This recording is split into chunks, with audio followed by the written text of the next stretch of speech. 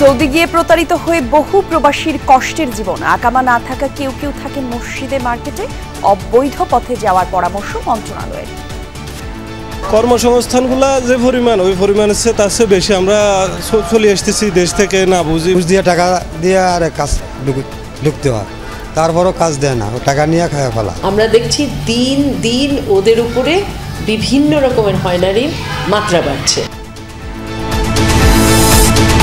ফ্যাসিবাদ বিদায় হলেও গণতন্ত্র প্রতিষ্ঠা হয়নি মন্তব্য বিএনপি নেতা নজরুল ইসলামের। আশা অবাধ সুষ্ঠু নির্বাচনের মাধ্যমেই পুনঃপ্রতিষ্ঠা হবে গণতন্ত্র।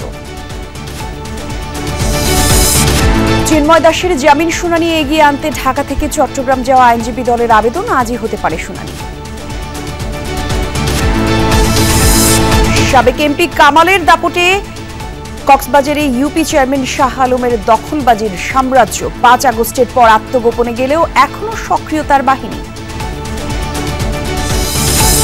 আলু বীজের চড়া দামে বিপাকে চাষিরা, বাড়ছে উৎপাদন খরচ। লক্ষ্যমাত্রা পূরণ হওয়া নিয়ে কৃষকদের সংশয়।